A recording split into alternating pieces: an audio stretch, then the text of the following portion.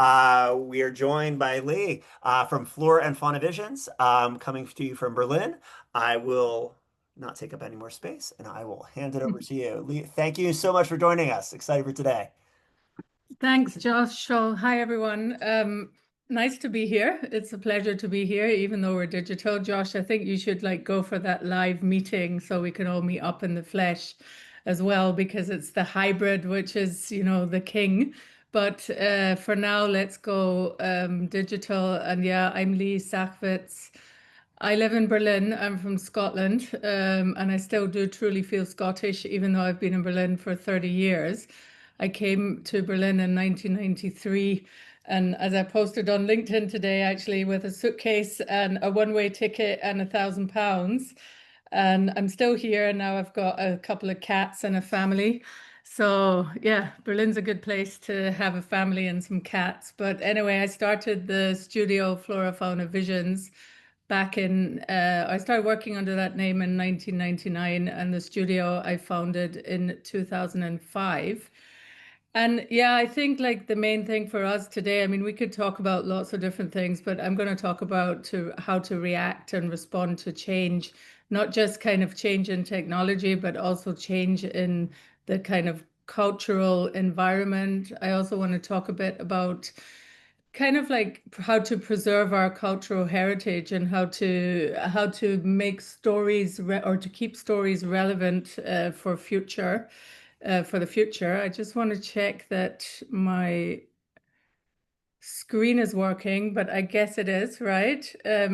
Yeah, so like I said, 20 years as a designer. I originally started as an architect, and now we're boutique. We work with 35 people in the design studio. We've just merged actually with a big company or with a group to include software and kind of backup or maintenance backup and all the different things on the value chain in order to be able to work more kind of internationally and also to work a bit more out of the US to be able to deliver to some of our US clients. But in the core, we do manage to work in lots of different industries and places around the world. We also are quite diverse in what we do. We work for brands, we work for cultural institutions. We started originally designing with artists, music artists, and we still do lots of different types of stages. But in the end, we split our services into these four areas that you can see on the screen. We started building our own original IPs as well, actually coming out of the pandemic, and one of the projects. Lee, I, Yeah. I'm sorry. For some reason there was of were you guys seeing that on the screen? Or is that me? Okay. Keep going. Keep going. Sorry. I It was was you. I see you. I don't see all the other people here. Yeah. The other thing I wanted to say is that, Josh, I would like you to moderate this panel. So if anyone wants to ask along the way, whatever Futurespaces normally is, it would be great if we could have a conversation. So feel free to ask anything about any project. And what I was saying to Josh before as well, ask me anything, budget, time, technology, how we did it, how we set it up. It's all fine for me. But we originally started, so let's go back to technology. We originally started with Super 8 film projectors and Kodak carousels. And the company is really born out of kind of creating these moments in raves and in warehouses, originally coming out of Berlin in the 90s. Very much part of our DNA still. And actually, to be honest, technology is technology, right? It's changed through the years. And of course, we're all creating amazing stuff using AI and all that stuff. But actually, it's what happens in your brain, right? I really think that it's the story which is the driving element behind what we do. And we will preserve this right down to the end, I think. So yeah, back with the Super 8 projectors and the Kodak carousels, and now we use whatever drones and AI and we program our own spaces and we build our own environments and we have the real-time rendering and all that stuff. But in the end, we're still making stories, right? So we're just curious, right? That's what's in our DNA. We want to create experiences that inspire and foster connection. I think everybody here who's also an experienced designer And we want to do that in this world, which is like rapidly going crazy, right? And changing. We work on the intersection of design and technology. And we feel quite fortunate actually, because we get to craft these immersive and live experiences, which respond to these challenges of our time. Some of the things that we've been dealing with recently are projects about climate change, shifting societies. We try to access art and education and really just trying to access the idea that we need to remain connected with each other. I need to just jump. I just wanted to show you a little collage of a couple of different projects throughout the years. We have about 600, I think, in our portfolio, and I'm only going to dive into 3. So yeah, here you go. Here's a few different things. As you can see, we're quite optimistic. We're quite colorful. We enjoy creating optimistic spaces, and we want people to be happy, right? So we want to kind of promote happiness and curiosity, right? So as artists and as people in the design industry, we've proven that the impact of immersive spaces really impact our society. Historically, design was always used to redefine perspective, and it's been harnessed to address social issues and to promote inclusivity.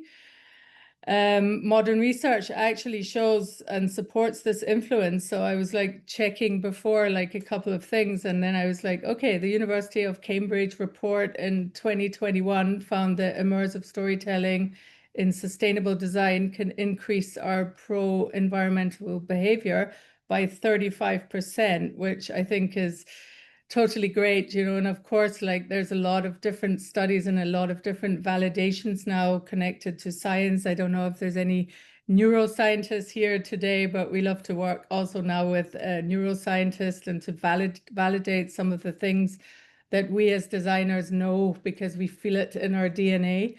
But it's great to understand, that immersive storytelling and sustainable design can increase pro-environmental behavior by 35%, just to repeat. Another study revealed that participants who engaged with highly interactive media experience greater cognitive absorption, leading to more favorable attitudes towards environmental conversation, which is actually really interesting to us because we want to spark those conversations and we want our work to be powerful and to inspire, right? So yeah, when it comes to other types of technologies, right, we see us as a studio, we want to impact, but we also have a responsibility. We want to try and help people in their social environments to deal with things outside of those experiences and to also kind of influence them in a positive way. We also, like as a studio, trying to focus a little bit now, but the topic of nature is something which drives us a little bit with some of our work, because we also know that these kind of immersive nature projects can lead to greater attitude changes towards some social issues, like intergroup conflicts, for example. And there are some studies that suggest that VR can reduce feelings of loneliness and improve memory and cognitive functions. We also even know that VR could also go as far to make it a powerful tool to fight dementia among seniors, right? So if we can like take all of these kind of things, all these validations that we have through science and all the validations of technology and roll that into different experiences, if we can kind of work with the impact of nature combined with the impact of technology, if we can try and reduce loneliness, if we can improve memory, and if we can do all these things with some of our experiences, then that's actually totally great, because as designers, we do have a responsibility, or I do feel a responsibility, especially as the world becomes a bit more complicated. And so that's the nature part of some of the projects that we work on. The other thing that we've been doing is kind of working a bit with education. So I guess everyone, I don't know if we still use those buzzwords or what buzzwords we do use at the moment, but we used to use the buzzword of like edutainment, right? Maybe there's an update now, Josh. I don't know if anyone knows if there's some new words, but edutainment was a thing, right? And in the end, it's just a word, but actually anyone in the group who has kids, we know that if your kids are struggling at school with like learning something and you go to speak to the teachers, they're like, why don't you tell them a rhyme, or why don't you make it into a song, or why don't you do a dance or whatever, but let's have fun in order to learn. And that's ultimately what we're doing inside our immersive spaces. So when it comes to education, a recent study also revealed that significant improvements in academic performance, motivation, information analysis, and collaboration among students was seen using mixed realities in deliverables in schoolwork, right? So we kind of believe that this technology can also give us some power to actually be responsible, maybe for, I'm not saying that we're changing the world, but we are doing something, we're doing something towards that, or we're helping to impact some of those educational issues and trying to find new ways of yeah, like designing classrooms maybe for the future, or inspiring other designers to do that, right? And we do know that in collaboration in these immersive spaces, that the kids are more motivated in some of those environments. So yeah, in the end, our the impact that we can make as designers, and the responsibility that we feel, right? So we feel responsible to shape culture and perception, because design does actually influence how people see the world. Um, and I personally, as a founder, as a principal of a design studio, I really felt this during the pandemic, to be honest, because I felt like we've got carte blanche to like actually redesign cities. We can redesign retail, we can redesign experiences, and it was actually an empowering moment for me personally. Um, we shape culture, but we also drive sustainability. We can actually maybe make a difference when it comes to some of those sustainable projects, or when it comes to talking about the climate crisis with some of our projects. We also want to encourage participation, of course. We talked about it before. We want people to feel included. We don't want people to feel lonely, because I don't think that that's the solution really for us as humans. So yeah, these are all things that we think about, and we want to use technology responsibly in this crazy world and this industry that we live in. I really think like the tools are being made available to us constantly all the time, but we really want to be responsible about what we're doing. And I think one thing which is really great for us as flora&faunavisions is that we're kind of privileged, because we have the opportunity in some of our projects to kind of preserve history, or to build kind of future stories. So we believe that history is really important for understanding how things work in the future, and we use technology in a responsible way to bring those stories to new audiences. So that's another thing that I want to talk about. So that's kind of my intro, right? In the end, we are designers. We have an opportunity to help making the world better. So how can we design to help us respond to these global changes? And how can we design experiences that spark emotions and shift perspectives in people and create meaningful change? So I'd like to talk about these three different projects in the end, that we have three different perspectives in a way. One of them talks about disrupting everyday habits. The other one is a project which responds to global challenges. And the third one is really emotions over technology. So no matter what we use and how we do it, the emotion is the thing, right? We want to prioritize the emotion over technology, because technology is a powerful tool, but human connection is really, in the end, what makes that experience meaningful. Any feedback?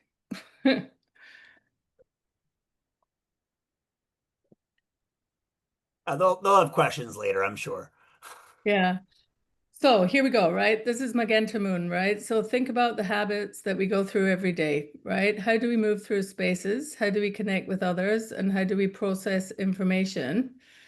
Everything's happening on autopilot. But what if we could pause shift our perspective and see things in a completely new way.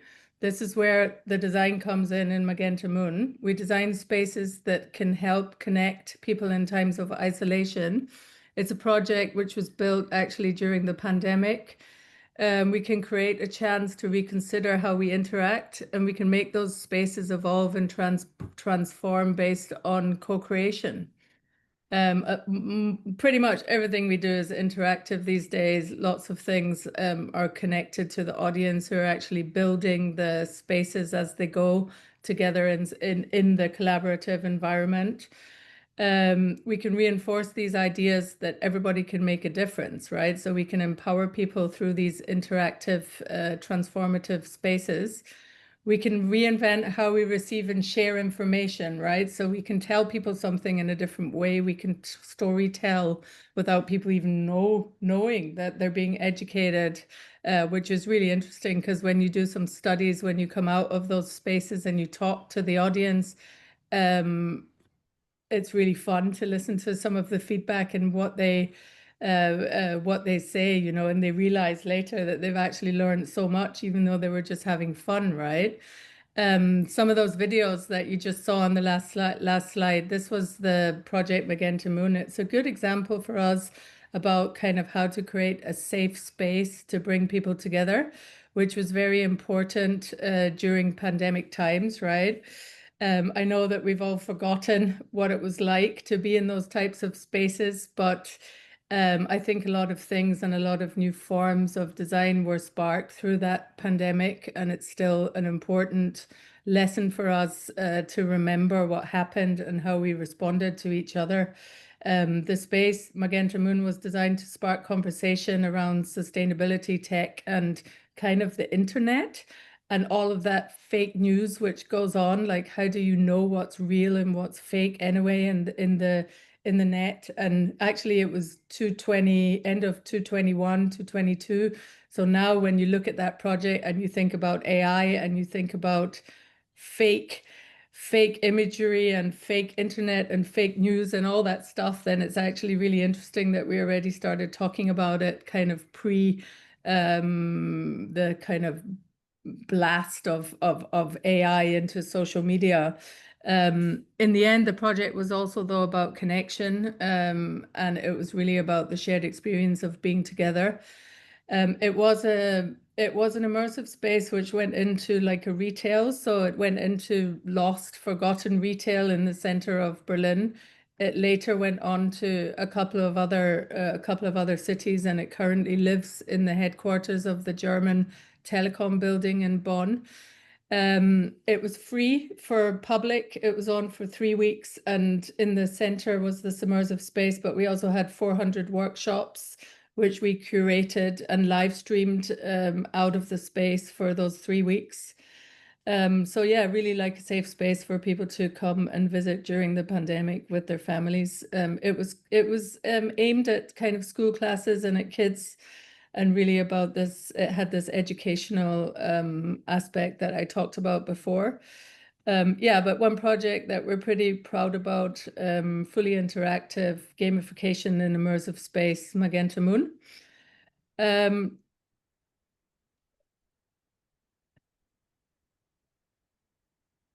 just show you a couple of images just to get a vibe.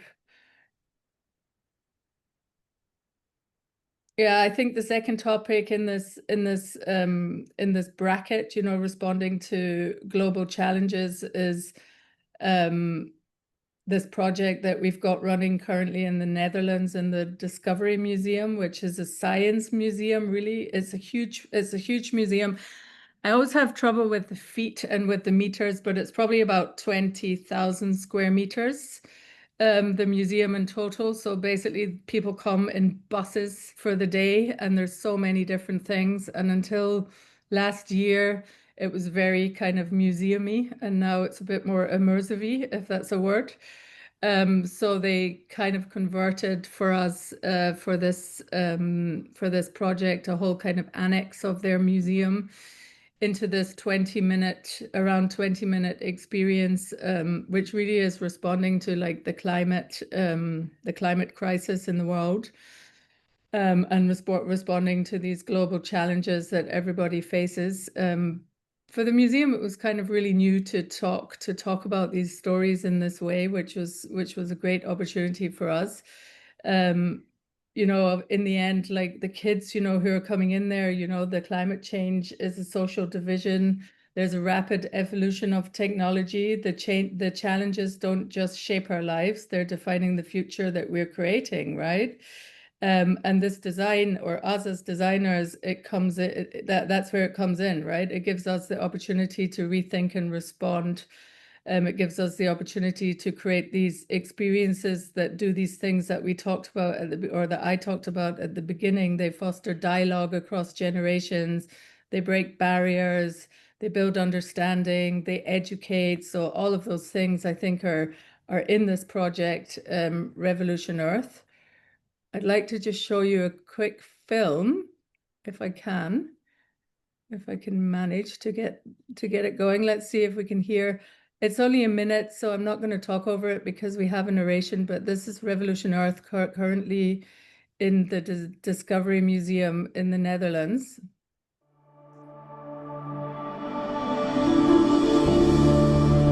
Revolution Earth is a new interactive experience at the Discovery Museum, tackling the urgent topic of climate change and ultimately aiming to educate children within an entertaining multimedia environment.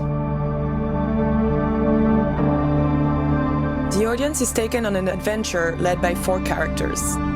Teenagers coming from a not-so-far future, asking for help to save the Earth, which at their time is heavily depleted and scarred.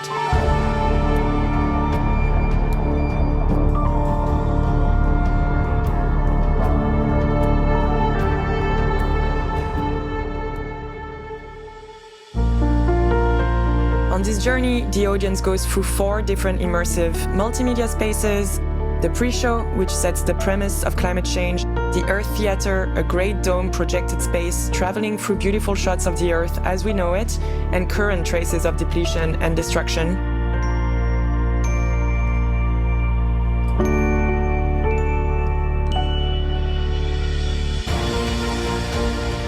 the Discovery Landscape, a jump into the future and gamified immersive space where the audience can contribute to environmental restoration; and the Reflection Space, a poetic and educational conclusion to the experience. Revolution Earth promises to be a transformative experience, urging participants to contemplate their role in shaping a sustainable future.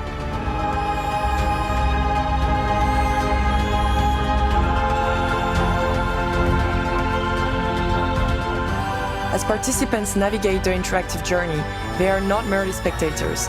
They become active contributors to a narrative that envisions a positive transformation for our planet. This is more than an exhibition. It is a call to action, encouraging every participant to become an agent of change.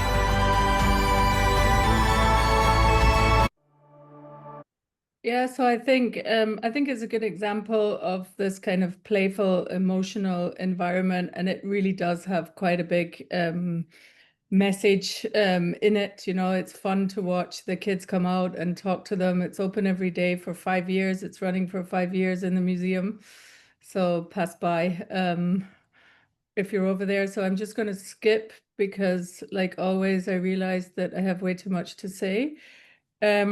Yeah, so another project. So let's skip away from this topic of the climate crisis. I mean, flora&faunavisions, we have the German pavilion at the Venice Biennale at the moment, which opened a few weeks ago, which is called Stress Test, which is also dealing with the climate crisis. It seems to be like a trend topic in the studio. We have another project opening called Climate Extremes, which talks about very, very cold or very, very hot or very wet or very windy, which is an IP which is going to launch in Europe, maybe come to the US over the next 5 years. So we have quite a few topics, and we have our own IP, which is called Utopian Garden, which is also about like the beauty of the world and how to kind of change things through positivity and curiosity. So that's kind of that topic for us. The other topic that I want to talk about today is the idea of kind of history, right? How to preserve history and how to work with yeah, like how to work with these really old formats, right? Like the ring cycle. I don't know you guys in this call, how many of you even know what I'm talking about if I talk about the ring cycle, right? But the ring cycle is an opera. It's 15 hours, which is like crazy in yourself. So think about that, right? Think about the fact that it's a 15-hour opera. It's split in four, so it's four pieces. It's written by Wagner, who's a dude, right? He's a guy, he's a German composer. He's full on, he's a lot to handle, but he also like literally developed and invented instruments, right? So anybody who's, really kind of fascinated musically, I guess you all know Wagner and who he is. I didn't actually know Wagner until I got asked to do this project. So no worries if nobody or half of you don't actually even know who he is, but it's actually really crazy when you start to dive into that work, right? 15-hour production. It's his masterpiece, and we premiered like the first digital kinetic version of it in Australia last year. We had a full orchestra, so 128. I think it's the biggest orchestra for any piece in the world, so it actually doesn't fit into very many places. And 102 voices on stage. I don't know how many terabytes. I used to know how many terabytes of content we actually produced, but I can't remember. It's a lot, though. We had also all of the singers and all of those voices all rigged with motion tracking as well.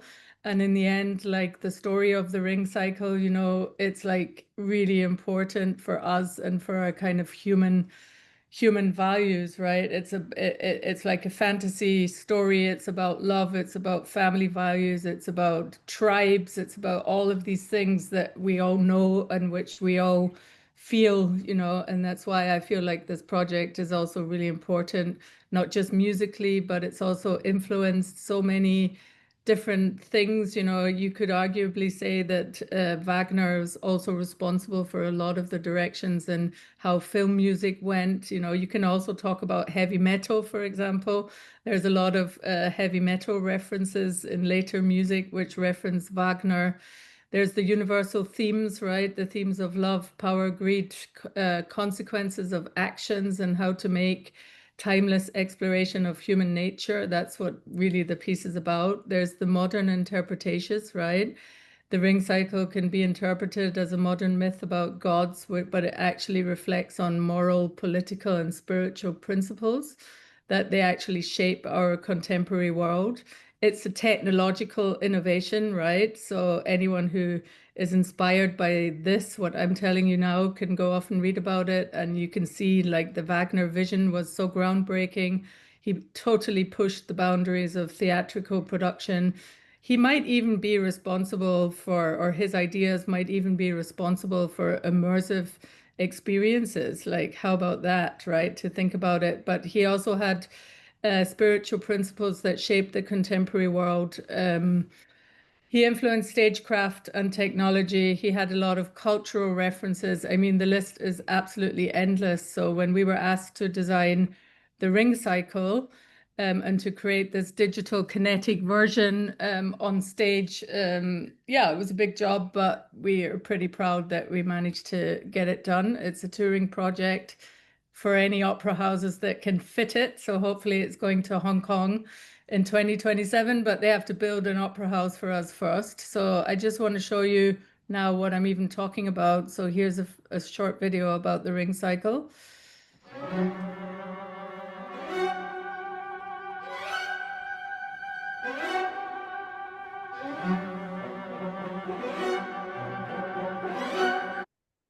Ooh. Did that stop? Yes, it did, didn't it? I crashed. It might be buffering. Should be good to go, actually. It's not very big, that piece. Oh, guys, this was what I was looking to, and now. To rewind to the beginning and see.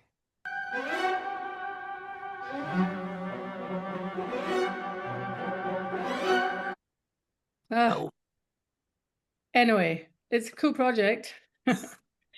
It really talks about storytelling. It really talks about technology, right? I mean, this whole idea of like going to see a 15-hour opera, like who does that anymore anyway? And how like the mission was really like, how can we tell the story which is so that it attracts like new audiences, you know, because like the Wagner fans are kind of dying out, sorry to say, but they are.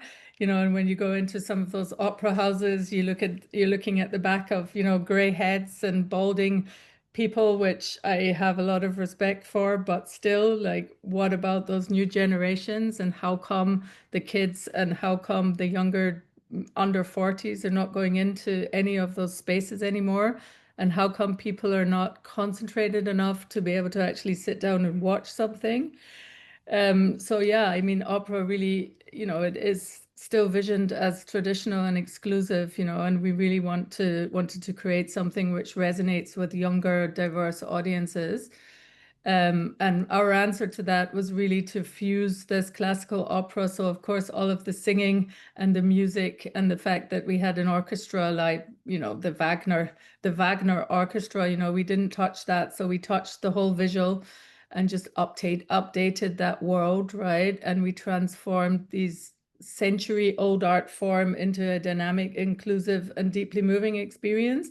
We actually had like 86-year-olds crying, you know, which was the best for me to have somebody who's been to like 15 different ring cycles, and it's a bit of a cult as well, for them to come up to us at the end and to actually be in tears, you know, and to have realized that we were, you know, that our rainbow bridge on the way to Valhalla, which I think I have a picture from here, was inspired by like a technological motherboard, or they actually started to, you know, talk to us about these types of ideas that we had thought about, you know, which was a really rewarding thing for us. I could actually do, to be honest, I could probably do a whole session just based on this project. Also, just like the way that we tracked all of the performers, flying singers and dancers, and yeah, it was a very rewarding process for us as Flora Fauna Visions, and we're kind of proud of the fact that we could bring that digital storytelling into the space and that we could encourage audiences to kind of engage in a way. We noticed that they were engaging more because of this digital stage, and because of the interaction, the swords and all the weapons were all rigged. And the fusion of the past and future sparked a lot of conversations, like the 86-year-old, about how technology can breathe new life into our cultural heritage and how art can evolve to remain meaningful across generations. And I really believe that we should all be working towards making or preserving our cultural heritage, and also transporting it into the new age through the kind of mindful use of technology, I would say. I think, Josh, I'm gonna stop. I have another project, but I think I'm gonna stop because then it's maybe cool to have a bit of a chat. Let's do it. All right, Leigh, thank you so much. This is great. We can, yeah, you want to flip through real quickly so we can we see what it is, and then we'll jump right into conversation. I would say, you know, there were some questions and things that came up in the chat. Um, I would just go camera on, and we'll let people ask for themselves. So I think the first question came from, I think Chris had a question up in the chat. Chris, did you want to ask it? Yeah.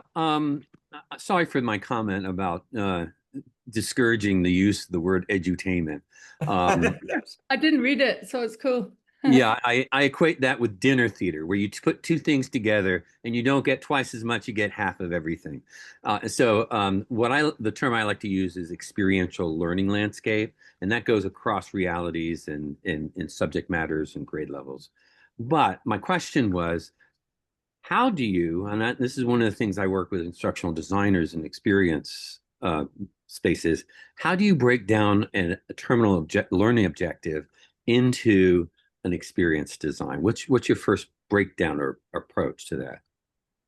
I don't understand the question. I guess what we do is we probably go and talk to the audience first. So I think that we do it like that. So we'll go and talk to like a school class, or we'll go and talk to kids, and we'll find out what they think about the topic that we're going to invite them to later when it's complete. And we'll kind of it's very intuitive, I guess. So we're not very scientific. We're more intuitive about how we do things. But I think that that's the answer, Chris, right? We'll probably just go and talk to them. And actually, pretty much every single project that we do, it's sort of like role play, right? So you might have an audience where you have like a wide range of people, because it's for anybody, of all different generations. And then we'll break our team down into like 4 or 5 different groups. And I'll be like the pain in the ass guy who's seen everything in the world and, just is really bored and thinks they know it all. And someone else will be like a really enthusiastic couple who have never been to an experience before. And someone else will be a family with 3 kids, and, like that. And we look at our projects from the visitor. We start with the visitor and then we work back. And it's the same for educational projects, as well. Yeah, I've done a lot of work in this area with like NASA outreach, educational outreach.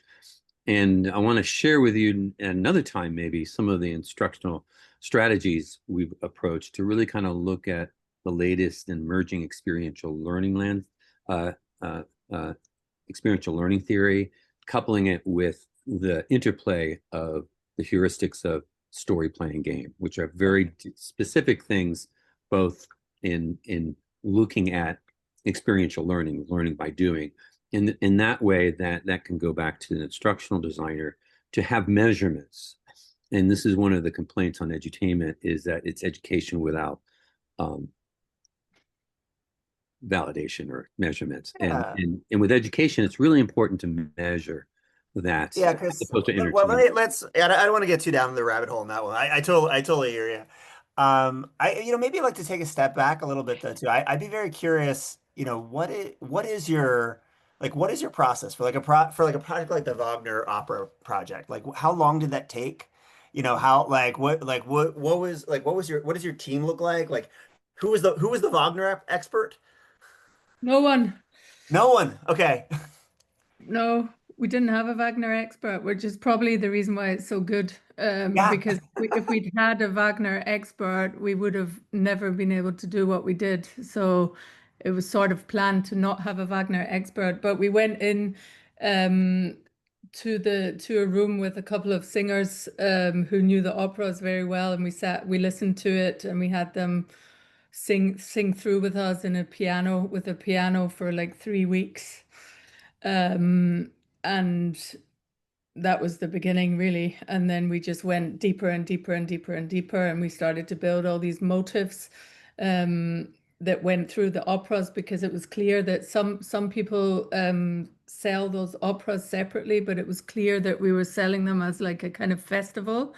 So we had the opportunity to bring things back after like 9 hours and know that the audience were still the same, which was really great. And our team is like, we're kind of a bunch of different types of designers and technologists and creative producers. And I have people in the team who are just super talented and who've been there for a while. So we worked, and it was fortunate because the team on the ring cycle were there from the beginning, more or less. So it took us 3 years.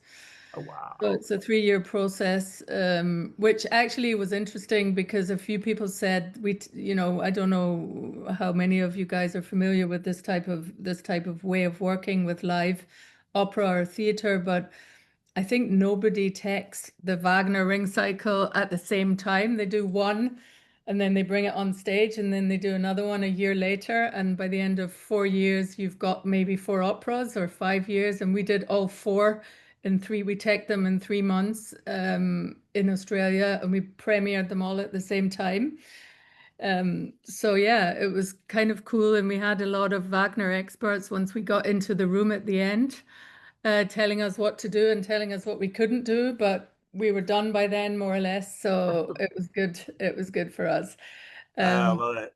and Yeah. you know, like the one thing was that just one thing about that is that a lot of people were like, what, how many ring cycles have you done? And this is my 14th ring cycle and all this stuff. And we were like, we haven't done any and we're not planning on doing it again because it's the kind of thing you only do once. But actually, to be honest, when I finished that project, I realized that it's the kind of thing that you do more than once because you have to get through it once to even understand just even the rhythms of the music. It's so amazing. And just to get there, you have to do it once. So if anyone wants to offer us to do another one, I think we're in. I love it. And who was, just out of curiosity, who was the client for that? Was that one of your own productions? How did No, that the originate? client is Opera Australia. So it's Okay. produced by Opera Australia. Yeah, it's produced by Opera Australia. It's owned by Opera Australia. The plan that they have is to ultimately tour it. There was a lot of kind of touristic money put into the project as well. It's about 16 million full production budget, just for anybody who's interested in how much those things cost, which is actually really cheap for a 15-hour opera with 128 orchestra and 200 singers and 200 technicians. So yeah, it's a bargain. Love it. I love it.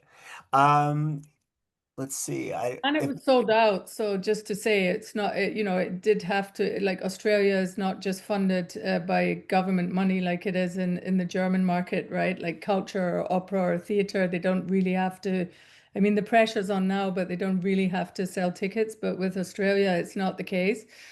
So we had quite a lot of pressure to get it done and to sell, but it sold out. So that was great too. Very cool. I don't know if there anybody has questions. Feel free to go on camera, raise your hand or whatnot if you have any questions. I can also fill in a little bit because I'm actually very curious. You guys actually also produce your own IP, right? Your own experiences. Is Yeah, we do. how did that start? How did that come to be? Like how do you how do you get into that? I think it started with this Magenta Moon project that I showed at the beginning. So it started in the pandemic, and we did that for a client, but it was very abstract, and we were given a lot of freedom, and then we observed like just the reaction, the audience reaction, and then we were asked by an investor group to create a show which could travel the world, which was about somebody like a great master period. That was kind of the pitch. And so we came up with a project which is actually just closed in the US called Genius Da Vinci. And we created a show about Da Vinci, which was like, what if he would wake up after sleeping for like 500 years and he would look at the world through the technology eyes of today? And how did his mind arguably influence like, you know, like drone delivery or like AI, or like how would the Last Supper look if he was going to paint it now? Because he would definitely, he'd probably have like invented AI, that guy, if he was living now, right? Somebody in the audience saw it, which is cool. It's currently on in Tallinn, in Estonia, in India. It's opening in Japan. It's going to Toronto. You can see it. There's tons of stuff online about it.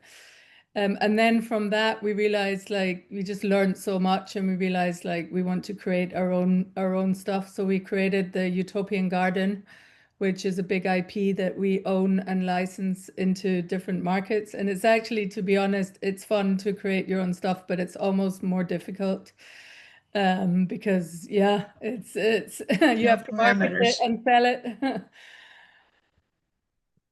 Very cool. Oh, yes, you had a question? Yeah, hi. Thanks very much. This was very inspirational. This is kind of, I had 10 questions and now I'm kind of unsure how to frame it. It becomes more like rhetoric first. I love your background. Don't work with assholes. Yeah, this is my house. So, Yeah. and I think this is kind of, so for me, it kind of clicked now because the way you framed about your climate change type of projects and this sort of fun in focus, the fact that you're not Wagner experts, and you bring these things to people. And the education is like an aspirational reality, and your also blunt answer, the educational metrics based on which you are doing that, it's not really, you're not creating school syllabi, but you're creating things that is aspirational for whatever things. And I think this is coming from Berlin. I mean, I was at Artcom for 20 years. So I've been doing lots of this kind of stuff, and then working with the highbrow and lowbrow.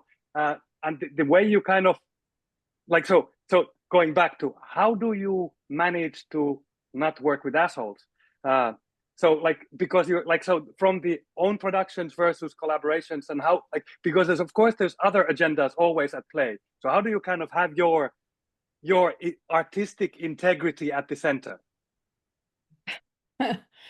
Oh God, that's a big question. We do sometimes work with assholes, so we try not to work with assholes, but you never know until you've worked with them, and then you maybe try not make the same mistake again. So maybe that poster should say, if you work with assholes, don't work with them twice, maybe. I mean, it's a because mirror, so you look at mirror, you reminded. And I think like we do end up because we do work in a niche, and so a lot of the people that we work for don't actually know much about what it is that we're doing. So they end up with a kind of trust. We end up with a kind of trust, I think, which enables us to do what we want because we're good at what we do. And we try and build a relationship, I think, like everybody here, with the people that we work with. And yeah, I don't know, it's difficult. It's a big, it's a big topic. It's a big question. We can talk about it, we can hook up outside of this and talk about it, but it's a challenge. I think you just have to stay strong, right? Stay strong and believe in what you do, and always support your team to the front. So just support your team to the front and make sure that we stick together as a company and believe in what we do, I guess, and try and navigate ourselves through that world. Maybe we continue this at the summer party at Artcom this summer. Maybe you come in. Yeah, I love Artcom. One of my somebody that I mentored is now like the head of, maybe she's here, but I don't see her, but she's like the head of project management there now. And I'm sure we can hang out at the summer party. So you're one of the founders of Artcom, though, right? Huh?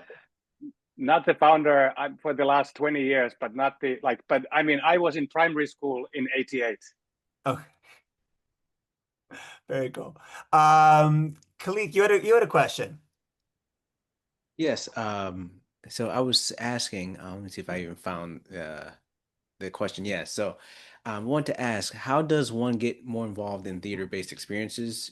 I myself, I actually love dance and performance from a spectator perspective, but I would actually like to do more in that space. How would I be able to prepare myself for organizations, institutions? I think you mentioned cultural institutions as well, to work in that space for theaters and dance performance. Are you a visual artist, a musician, a programmer? What's your profession? So I'm a UX designer, but I'm a designer by trade. I got my bachelor's in fine arts and graphic design a while back. I do creative. I can do things relating to like creative technologies, so I can, produce LED screens if need be, motion graphics. If you need some signage there, I could build out things to a certain extent, working with fabricators if need be. From a performance perspective, while I wouldn't call myself a virtuoso. I play several different instruments. I just there's things that I feel like I could do. It's just I don't know how to break into that space. Well, I think you should take any opportunity which comes your way. You should go and see as much cool work as you can, and you should try and find a group that you like, and where there's a good DNA match and where the chemistry is cool, and then just go and do stuff. Just do it and don't think about it. Like, don't get too too heady about it. Just Hmm. do it. Just experiment and just don't be afraid to try things. And if you're passionate enough, I think you'll find the right people and you'll find the right job. And remember that, you know, it's different to UX because we're doing something which is live. Hmm. I could never do UX. Like I know nothing about it, right? So just I think you need experience in live, and then just you'll find your way. And remember, like multi-sensoric is what we want because we're humans. So it's like visual and sound and music and like bodily vibration inside that space, right? What do you feel when you're in it, right? And these are really important. So the more you visit and the more you see and the more you know what you like and what you don't like, the stronger your opinion will be and the better your work will get. I think that was my first job, actually. I did a US tour with a performance art company called Gob Squad. They're still around, by the way. They're really cool. Squad. You guys know them? Called Gob Squad, yeah. Check it out. And yeah, we did this crazy, crazy little show, tiny budget, and we toured to Minneapolis Art Center and places like this. And just go for it. Just try and do a one-man show and put it on somewhere. And I don't know. Yeah, I think Malcolm So good. Gladwell had that like thing about like 10,000 hours for expertise, Yeah. for mastery. It is, I mean, and what I tell a lot of like entry level people who try to get in, it's just like get your reps in, just like, spend the time, just do it. Don't worry about getting paid early on. Scott, you had a question. Well, first I want to say, love the work for the German pavilion at the expo. Oh, thank It's you. really awesome. And I'm just curious, kind of like what that process was, kind of similar to like working with so many different people and different goals, because you probably had so many different groups, and then you also have like a huge audience. Like, what was that process like of solving all those problems? Because that's a really different experience design than a lot of other pieces, I think. Have you been? Have you seen I it? yeah, I went through it. I loved like the way like the different characters are like booping their heads and everything, and then hitting them together and like walking through and seeing all the different installations with touching. Like the whole pavilion is gorgeous, and there's so many different parts of it. So I really loved all of it. It was 2 years. So Scott, thank you for your praise. It's great to hear. So anyone who's in Japan or who can get to Japan, not just because of the German pavilion, but I do think that the expo is really fantastic, especially from an experience design point of view, and just to see all those countries together and what their message is and how they do it. And of course, Germany is like, it's like, how do we get the Germans to be a bit more playful and a bit more abstract? Like we don't have the same problem as the Brits. The Brits are more like, where's the content? And we're like, oh my God, it's just content all the time.